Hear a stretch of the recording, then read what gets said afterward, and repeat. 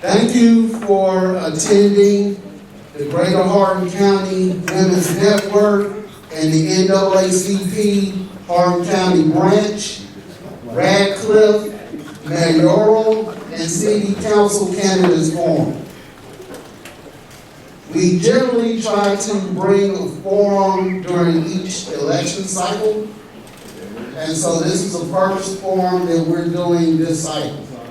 And we hope that each of you learn what you need to from the candidates who will be speaking today. We will do another intro when we start a city council candidates forum. Right now, we're going to start with our mayoral candidates. Our mayoral candidates today are Ms. Murrell and Ms. Terry Owens, both of who currently sit on the Radcliff City Council. They worked together for several years, and now they are looking to fill the seat that our current mayor, J.J. Duval, will roll out of due to term limits. So, if you have any questions, ask them after the forum. There will be no questions from the floor. We ask that you do not applaud, that you do not make any noise during the forum. This forum is recorded, and this forum will be on Hardin County Education TV. Currently, the format is that the two candidates will have 1 minute to introduce themselves. They will have 1 minute to answer questions, and they will have 2 minutes to close. The candidates have been given instructions ahead of time, so they know what's expected, and we do hope that both of them present in a way that everyone here can make an informed decision in November. So with that being said, we will begin in 1 moment. Our first candidate to answer a question will be Ms. Terry Owens, who will now introduce herself. Thank you.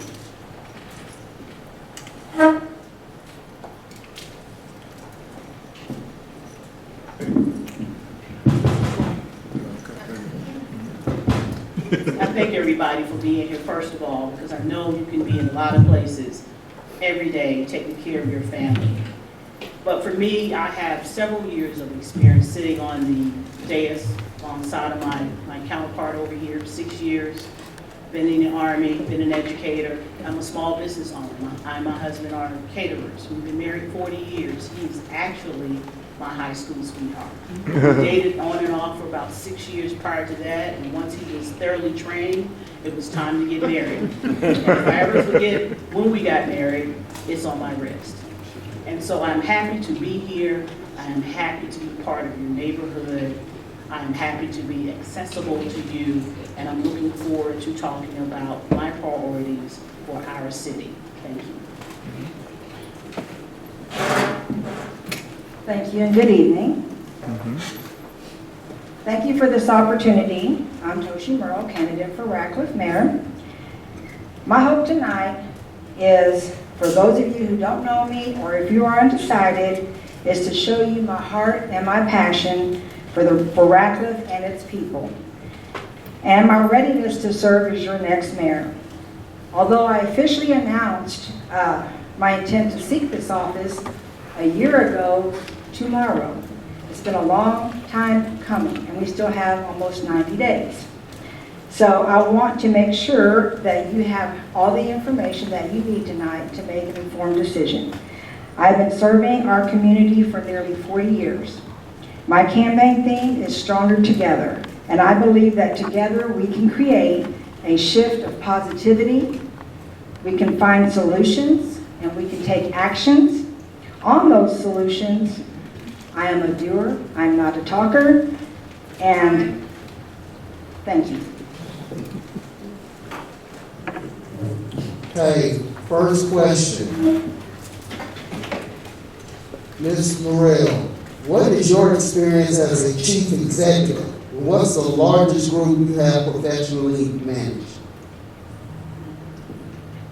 So as a chief professional executive, well, I'm a council member, so I think I help manage the city of Radcliff with over 23,000 people. I am a business owner. I have 2 different businesses with employees and with volunteers as well. So I would say probably the city of Radcliff.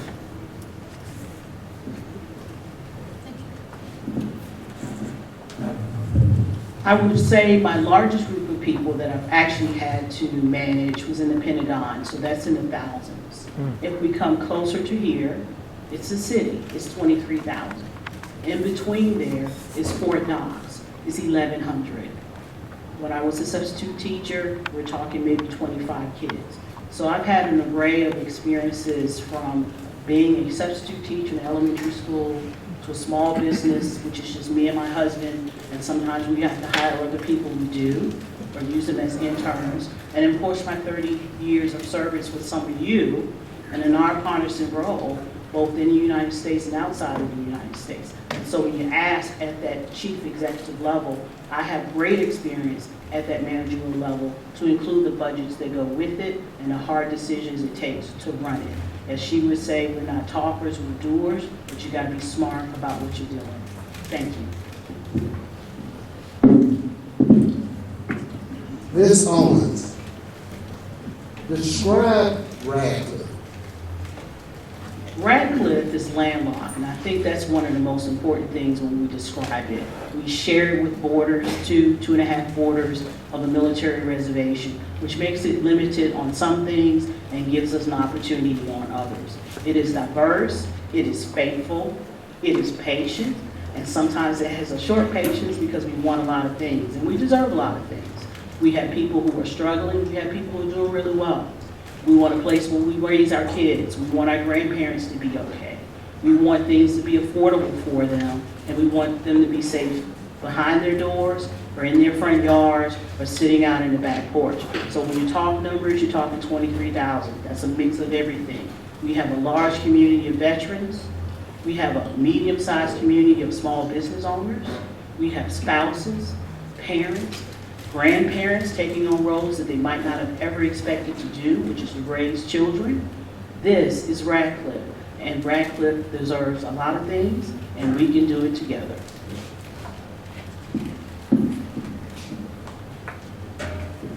Radcliff is home. I've lived here nearly 60 years. I've raised a family here. I've graduated from North Hardin High School here. My daughter graduated and my children graduated from North Hardin. Radcliff is a melting pot.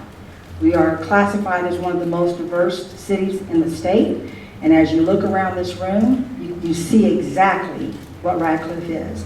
So Radcliff is home. Radcliff is an opportunity. It's an opportunity for more growth. It's an opportunity for more business. It's an opportunity for more housing. And it's an opportunity to raise your family and start a business, as I have. For over 40 years, I have been advocating and serving Radcliff and its citizens.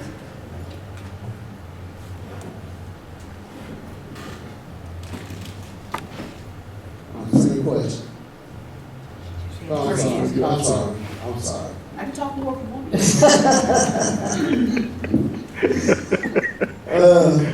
Okay, Ms. Murrell, what are your top 3 priorities should you become mayor? So I'm going to start with safety, public safety.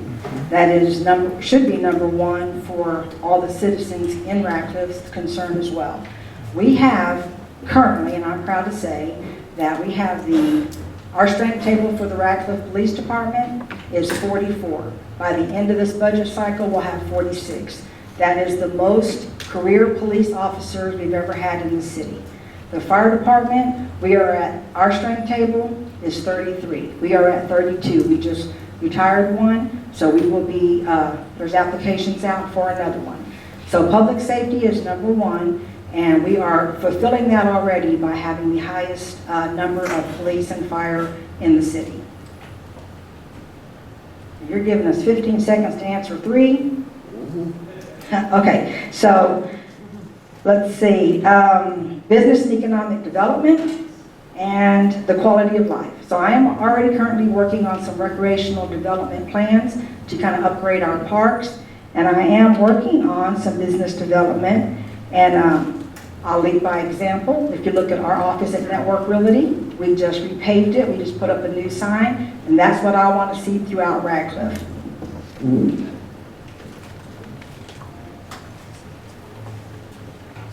You're going to hear some similarities, but what bases the difference between doing it and draining it, and I wrote it down to make sure I didn't stray, is we have to maintain a balanced budget in order to increase our net revenue and secure matching grants.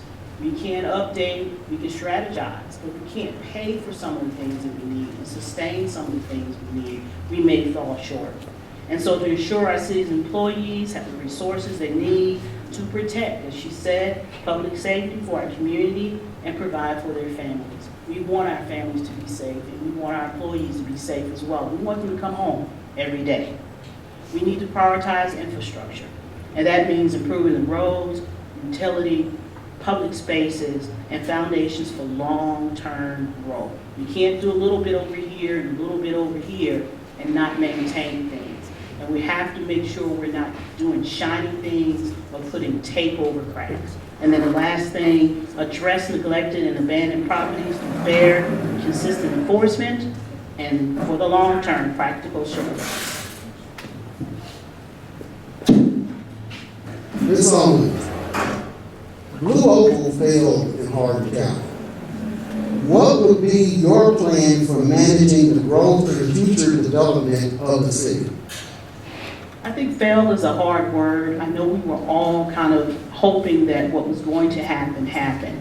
And when Blue Oval, like any other business that comes in, even when we go far back as when U.S. Steel came in to the Western Kentucky area, everybody puts all of their resources and time in one basket. We start to grow. We can still develop on the things that have started to be put out, such as houses and apartments and things of that nature.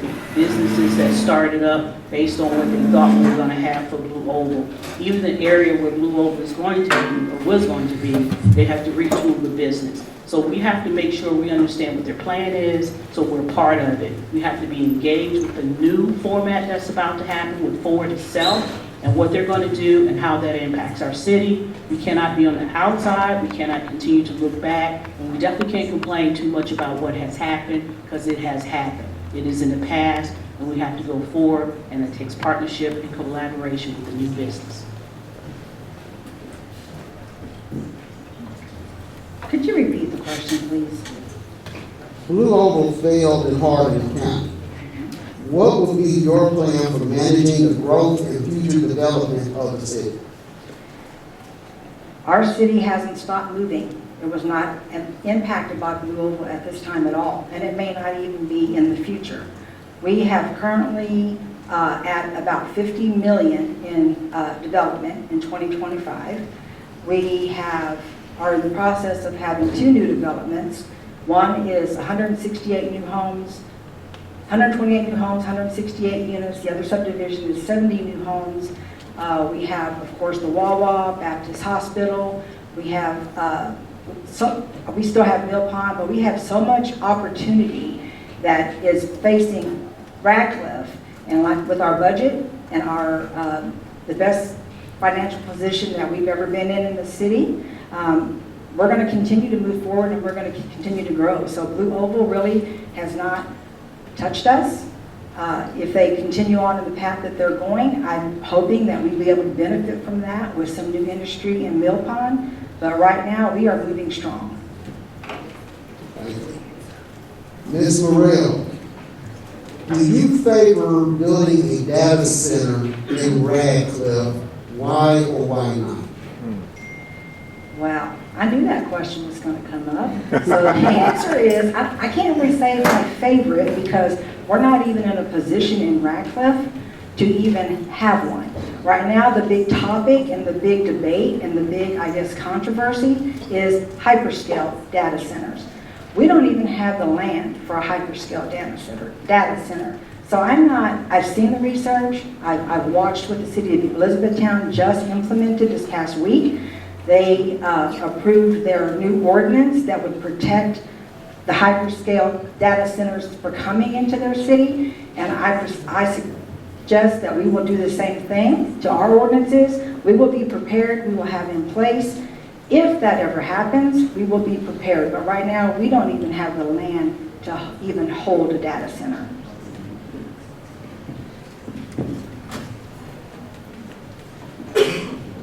And she said, Same question. Do you favor building a data center in Radcliff? Why or why not? as she said before, Radcliff is in position for that. For most people who may not know, we're talking about space. When we talk about hypersize, we're talking anywhere between maybe 30,000, 40,000, 50,000, 100,000 square feet for a building. And we don't have that kind of location for that, so we're not in threat of it, as she says, but we still have to understand what it is. And because we have to understand what it is, we have to understand where regulation is coming from. And that is what Elizabethtown and other areas are looking at. Can we regulate this to where we don't have overusage of our power system? Make sure that we don't have things going into our water. Make sure that the noise is maintained. My background in a data center comes from the Human Resources Command. It takes a lot to cool those systems inside of Building 4. So I understand the concerns, but we need to understand what's real and what's fearful before you make your decision. But I ask that you understand and empathize for those who may have to get one, but we're not in that position right now.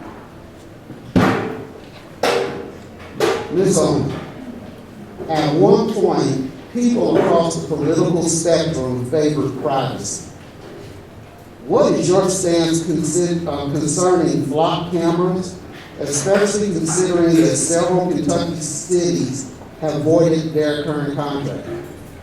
With the flocking systems, when they came about in the city, we were really concerned and happy that we were going to have these cross-talking kind of surveillances between the city, the county, and the states. You could see when someone was crossing a main entryway or going somewhere, and we didn't waste time in saying police didn't waste time trying to figure out what direction they were going in.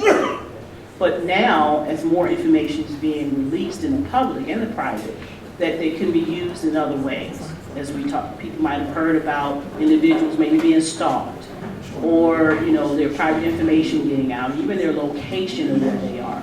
And it comes back to regulation of those kind of things. We've got to have clear rules on who has access to them, how long the information is stored, where they're going to be used, and when they are going to be recalled for information to be shared. So they just can't be cameras facing in every direction on major highways and byways, and anybody can have access to it. And that's where the privacy can sort of go one way or the other.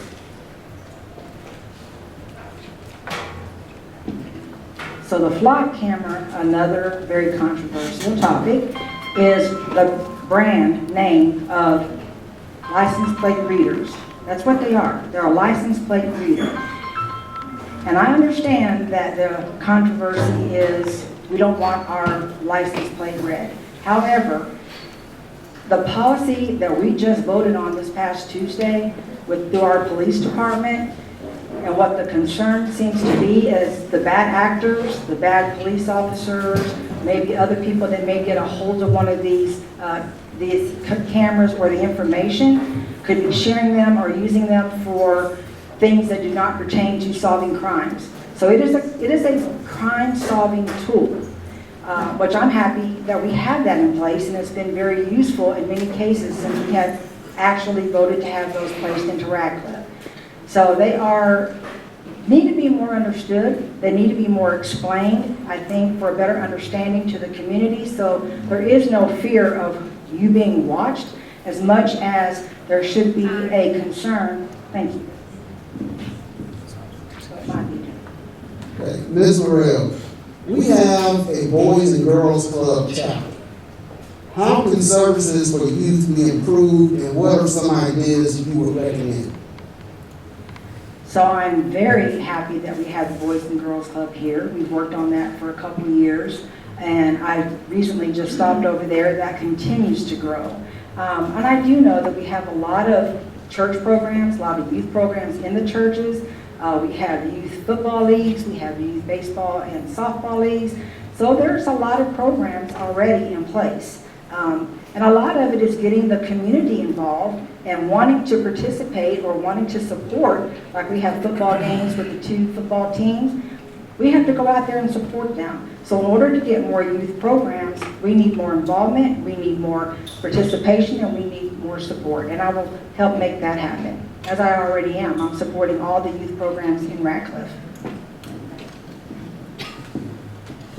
Well, I'm very happy that this program is here. As much as people have said we don't have anything or not enough for the youth to do, and not everybody can afford to have their child enrolled in one of the extracurricular sports programs, whether it's football, basketball, archery, gymnastics, or what have you. But to be in the Boys and Girls Club, where they started out with 65 in February, and those individuals, those students were identified by the individual schools who have resource coordinators. And then in the summer, they maxed out with 80. So they're over at Stinson Baptist Church. I donated to them, as we both have. We cover a lot of these youth programs, because it takes more than just saying amen. It takes a lot of resources to keep them going, and a lot of that is coming out of our pocket. So I think what makes those kind of programs strong is that the parents, grandparents, whoever the guardians are, get involved so they know what the shortcomings is. And I know often if you don't have children in a program, you won't have any idea. So I would say the parents need to get involved. If you're friends with the parents, get involved and do what you can to keep it viable. Thank you.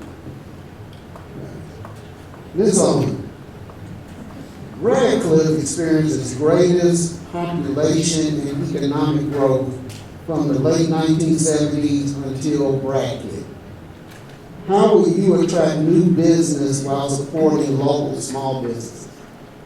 Since the BRAC, which was completed in 2010, and when the BRAC was completed in 2010, we moved things around in this business model called military. We change, we move, we get taller, we get smaller, we get bigger, we get wiser, and we get better what we used to do. That's hard for a lot of people to take when we change our business model in the military, and it takes foot traffic from here, which means it may take revenue from here, and it definitely did. So our small business owners feel it the most, because that's the things, those are people who are coming in the door.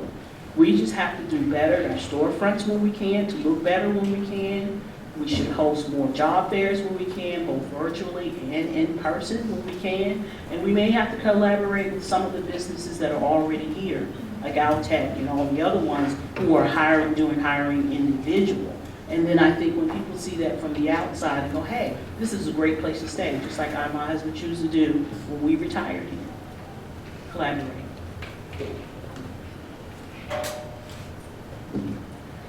So I'm a small business owner in Radcliff. Both businesses are located within the city. And actually that was mentioned to me when I first opened, like, Best Friends Doggy Daycare. People said, why Radcliff? So what we have to do is we have to educate the community about all the benefits that Radcliff has to offer. And I actually have already contacted the Kentucky Economic Cabinet and talked to them already about some development grants and programs that we can have that will come towards Mill Pond. I've already reached out to, I'm going to drop some names, Tim Albach, who is one of the biggest developers in the state, who just brought the new Krogers. I reached out to Mufaz Ansar, and I actually met with him in his office a couple weeks ago and got him very interested in helping to grow Radcliff even more than he already has. So I'm already engaging with developers, the state, and to help new businesses come to Radcliff. Thank you. Ms. Murrell, what recommendations do you have to increase tourism that would benefit local businesses? To increase tourism, so tourism is primarily heads and beds. So we need to have more programs, more activities, like we're having Bourbon and Blades. That brings people to our community. We need to bring more events, because in order to increase tourism and to get people in our hotels, eating in our restaurants, shopping in our stores, we need to have more events. We're having a big one next month. Tourism also does a lot of, and we support them and they support us. They put up a lot of billboards. So we just really need to work together to collaborate, have a collaborative effort to bring more events to the community that will put more heads in beds.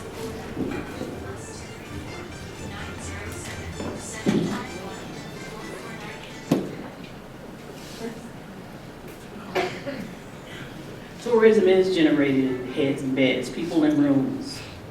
We've just had the cadet summer training, which is an annual thing that happens here. And we've had other other calendar kind of things that are happening now, which of course the next thing that's coming up is Bourbon and Blades. But we also have to entice people when those things aren't going on. Everyday weekends, everyday weeks, when people need to come here to shop, to visit family members, to come to high school graduations and college graduations. My daughter graduated from Western Kentucky University twice, undergrad and graduate. And those kind of celebrations bring people here to stay. And when they're here temporarily to stay, they shop, they eat, they visit places, they see things they don't normally see. They may even talk to people that they don't normally get to talk to who aren't from this area. And so putting beds or putting heads in beds does require having more activities, and it needs to be quality activities, and then we need to do them on a routine basis so people get used to coming here for those things versus here and there, and get spotty. You have to train people to want to be here, and then once they're here, they're always going to be here because this is home for us. Thank you. Thank you. Ms. Owens, describe how you would work with the city council to improve Radcliff if elected. Being a third-term council member and former mayor pro tem, it's a team that we work with. So this campaign, like my previous campaigns, I don't look like I'm the only one. When I'm out, I'm thinking about the other ones, whether it's Jerry Brown or anyone else that happens to be here. They are a team, and we have to train and react like a team. We have the Kentucky League of Cities where we have opportunities to go and train. I am a commissioner for the state of Kentucky for all things women and girls, and we're talking about the status of women and girls. Bringing that kind of leadership here and the concerns about the status of women and girls is like talking about the status of our council members. We don't act separately.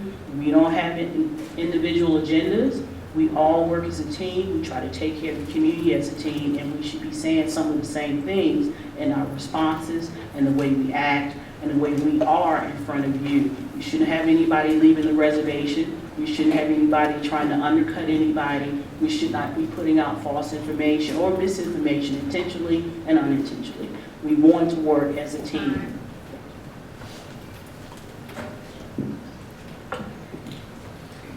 So I have a very close relationship with several of the council members. All of them we work together professionally, respectfully. During this campaign season, I hosted 4 different Talk with Toshis, if you will, meet the candidate sessions here at this center for 4 months in a row. During that time, I invited every candidate, and I believe at that time there was 14, to attend every one of those so I can help them, I can get to know them, and they can get to know me, so that when the time comes, we are ready to hit the road running. And so I do hope and I do believe that I helped a lot of the council members. So whether out of the 14, we're going to get 6. And out of those 6, I've already either worked with them or I've already met them and have helped them and talked with them throughout the process of how to campaign, what to expect when they sit in the seat of a council member, and I'm going to continue to help them through that process. Thank you.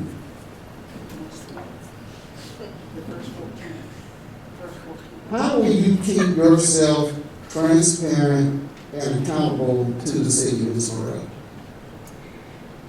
Well, I don't think I'm going to do anything different. I'm very transparent. I'm very open. I have my Facebook is open. It's open to every person in here. It's very public. I don't have anyone that's not able to access me on Facebook. I have my phone number out everywhere. Every time I go somewhere or say anything, I put my phone number out. So I am very transparent. You can find any open records on me. You can check anything about me. I'm an open book. So I don't think that's going to change at all. I'm very willing to meet face to face, to talk with anyone, and I'm always out in the community, always available.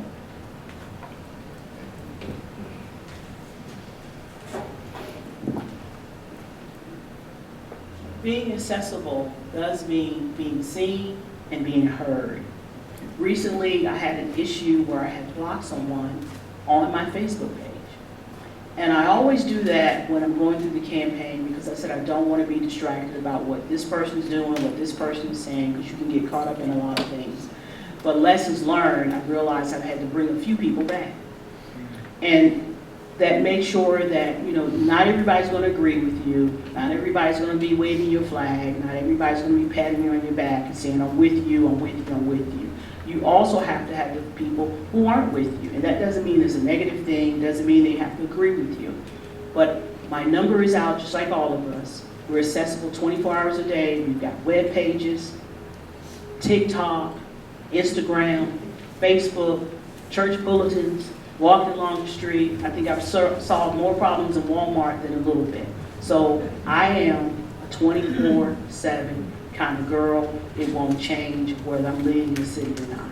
Thank you. Ms. Owens, our congressional representatives have conducted several partisan meetings in our local towns, claiming that they represent the citizens of their state or district. If you are invited to such a meeting, will you strongly demand that leaders who represent a different ideology be invited to truly express the views of the city? Let me correct you with the word claiming. None of them that I know personally claim to be anything that they are not. As one of our elected officials would say, politicians don't always lie.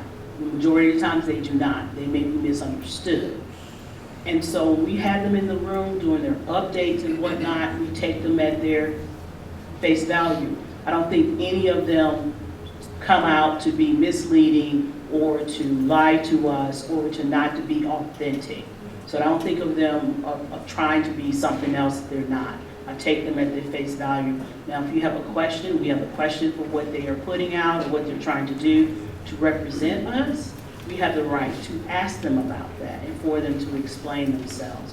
But I wouldn't say that any of our representatives are kind of out to do informational harm or not being truthful in front of us when they are sharing information from Frankfurt that impacts us directly, either by way of funding or some other bill that helps protect our community.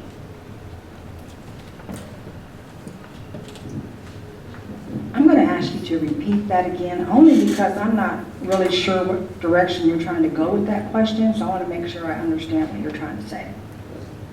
Our congressional representatives have conducted several partisan meetings in our local towns, claiming that they represented the citizens of their state or district.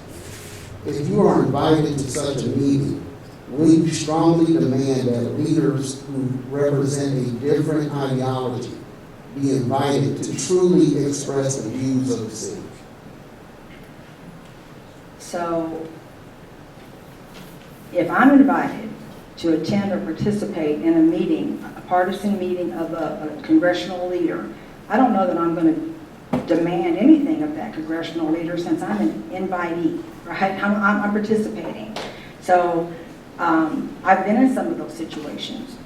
But again, it's not really, I'm there to represent our people. I'm there to represent Radcliff. I'm really not there to say what that person represents or doesn't represent. It's their meeting. It's they've called it.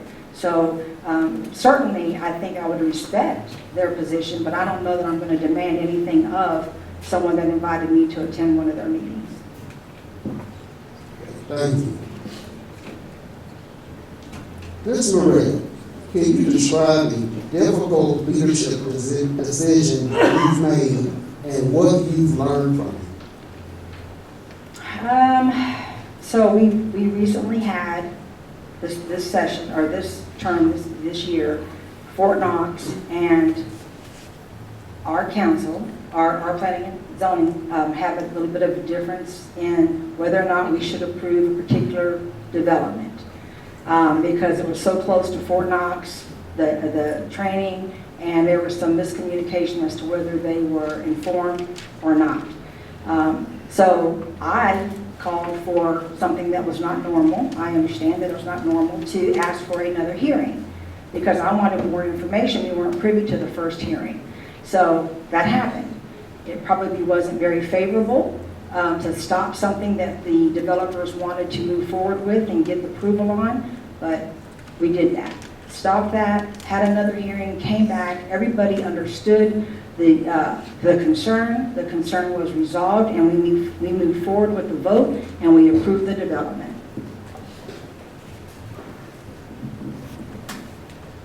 She's correct. She asked that we take another look, which is rarely one of the things that goes on in the city council once a development goes through planning and zoning. But as a unit, or as we say as a group, all council members agreed we need to look at it again. And it was talking about a development at Fort Knox, and being on military installations, we always worry about encroachment. That was the thing. We thought that the housing was going to be built too close to the training area. They also had the soldiers who trained there. It was also a hunting area, and there was a concern about helicopters flying low. And so the consensus ended up being, if we do these things, if the developer do these things, then the housing development can carry on. They wanted an 8-foot fence. They wanted lighting. We gave them those two things. I should say the developer agreed to those two things, and now that development can go on. We didn't have any contention from the residents who live close to that. So as a collective, we said we need to take another look. It came out okay, and now that development carries on. And that's what democracy is about. And this is the final question.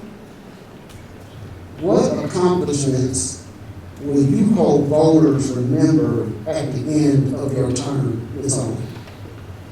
That we had a great budget. We have gone from 16 million to 19 million. I think the mayor back there can actually talk about that all the time.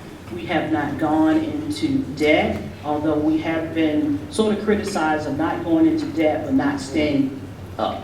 Not staying, in the know and making sure that our infrastructure is even catching up so people have a great quality of life.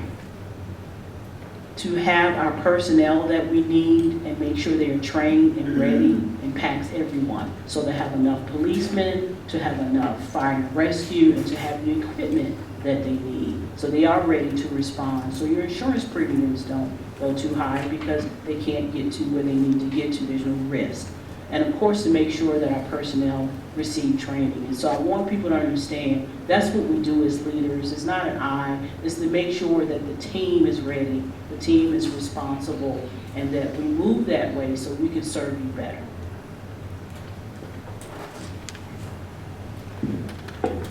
What I want people to remember of me about is what they're going to see visibly. They're going to see new recreational development areas. They're going to see expanded housing. They're going to see more businesses. And my plan is they're going to see something in Mill Pond. We already have something growing, and they're going to see something at Red Mar Plaza. So again, I'm really not waiting for the vote November 3rd, although I hope that everyone in this room, if not decided, will take that vote in my direction, because I already have plans.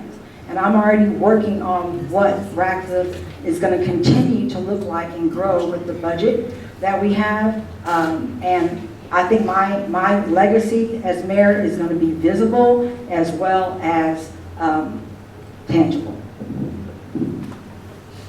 Thank you. Okay. Ms. Murrell, you have 2 minutes to brief us. So there's a saying. The best predictor of future performance is past performance.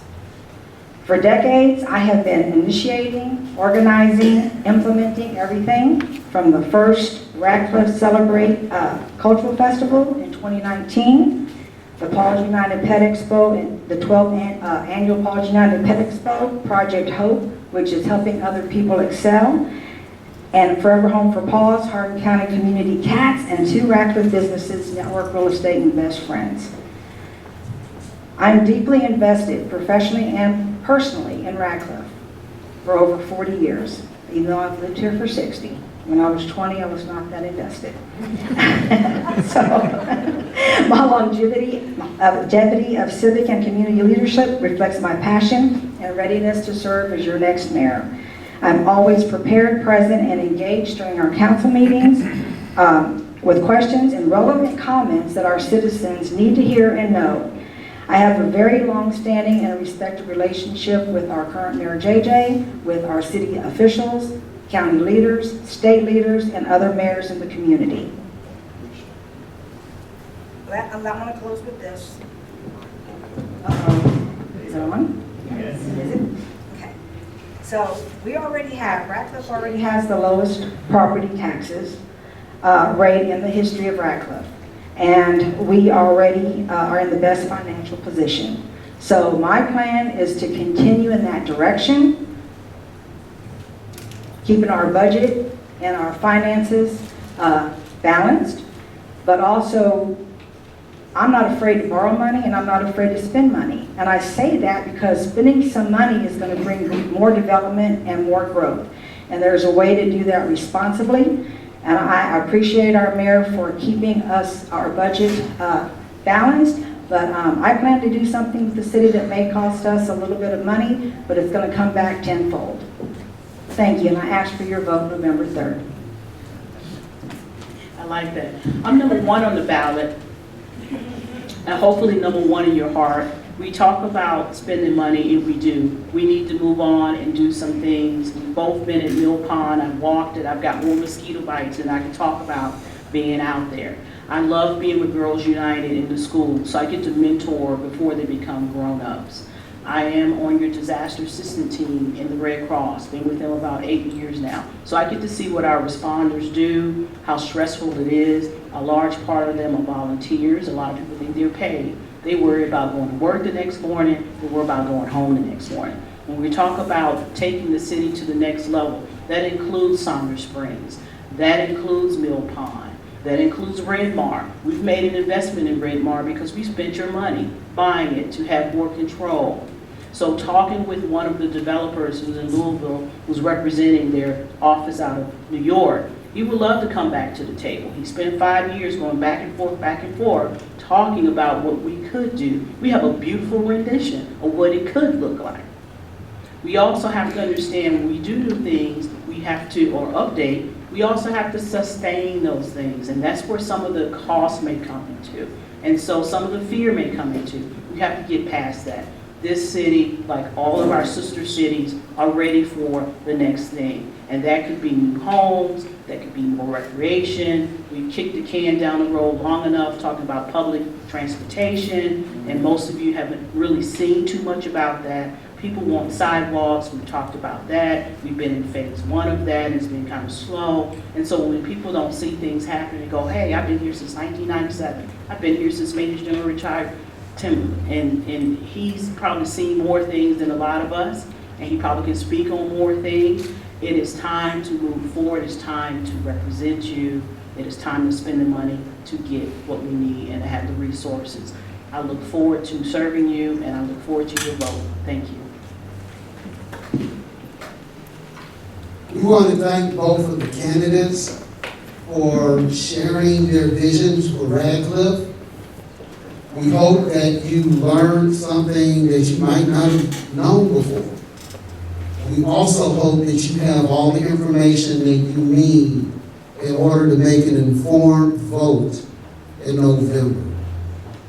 I'm pretty sure both of the candidates are open for any questions you might have. You should see them. Please, and that's not just for the mayoral candidates, it's also for the city council candidates.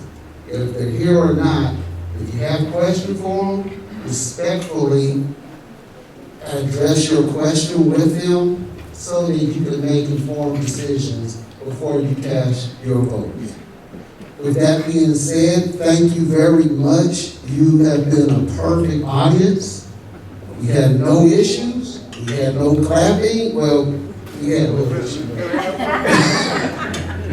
But I think everyone enjoyed themselves, and if you have, please give these candidates an applause. All right. Great job.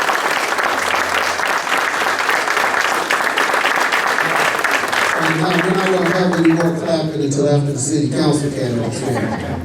Okay. So that being said, this concludes the mayoral candidates forum. Thank you.